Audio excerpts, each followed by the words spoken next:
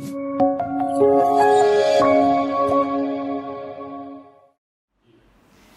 teman-teman, kalian pernah dengar nggak pepatah barat yang bunyinya "You are what you eat", atau kalau diterjemahkan artinya kamu adalah apa yang kamu makan. Apa ya kira-kira maksudnya?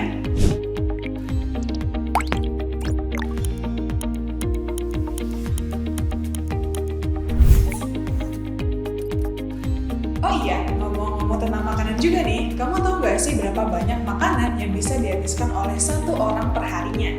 Menurut penelitian, ternyata satu orang bisa menghabiskan rata-rata 1-2 kg makanan per hari atau sama dengan 365 kg makanan per tahun. Wow, fantastis! Ternyata kita makan sebanyak itu ya. Lalu, setiap gigitan makanan itu akan melalui perjalanan yang panjang di sistem pencernaan kita. Gimana kira-kira perjalanan lengkapnya? Yuk kita cari tahu! Pencernaan manusia secara garis besar terdiri dari 10 organ utama, lebih dari 20 sel terspesialisasi dengan panjang lebih dari 9 meter, yang kalau kita jumlah semuanya itu hampir sepanjang setengah lapangan basket. Wow! Hal ini juga yang membuat sistem pencernaan menjadi salah satu sistem tubuh yang rumit dan kompleks. Semua organ pencernaan ini punya satu misi besar, yaitu untuk memastikan semua nutrisi yang kita konsumsi diserap baik dengan tubuh dan digunakan semestinya untuk mempertahankan kita hidup. Keren banget kan ya? Terus kira-kira di mana pencernaan dimulai ya? Organ pertama adalah mulut. Di organ ini, makanan akan dilumarkan oleh gigi dan pencernaan karbohidrat terjadi dengan bantuan enzim amilase dari air liur atau saliva. Tahu nggak sih, ternyata perharinya kita bisa memproduksi sampai 1,5 liter saliva. Wih, enzim dari saliva ini yang akan mengubah karbohidrat menjadi gula sederhana. Itulah alasannya mengapa saat kita mengunyah nasi dalam waktu yang lama, biasanya kita akan merasa ada rasa manis tersisa di ujung. Itu karena hasil pencernaan karbohidrat adalah senyawa gula sederhana. Nah, terus setelah dari mulut, makanannya kemana lagi?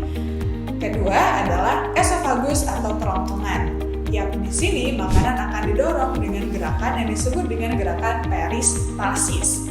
Oh iya teman-teman, lokasi esofagus itu juga dekat banget dengan tenggorokan yang jadi saluran pernafasan. Keduanya dipisahkan dengan katup yang namanya epiglottis. Teman-teman pernah nggak tersedak saat makan?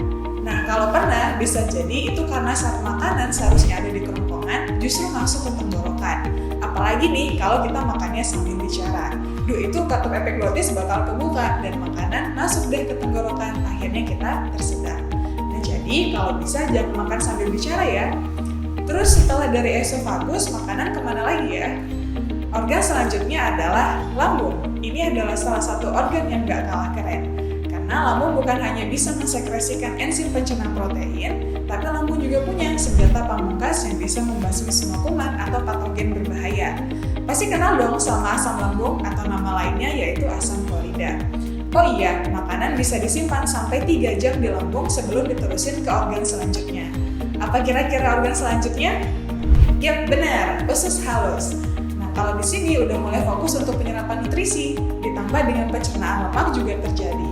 Ternyata lemak itu susah dicernanya teman-teman. Kenapa? Karena pencernaannya baru terjadi sewaktu makanan tiba di usus. Itu pun harus dibantu dengan cairan empedu dari hati dan enzim dari pankreas. Jadi, kalau sayang dengan pencernaan, konsumsi lemaknya juga diatur ya. Nah, menurut teman-teman, makanan apa ya yang bagus untuk pencernaan? Terus jawaban kalian di kolom komentar. Sampai jumpa di pembahasan berikutnya. Bye-bye!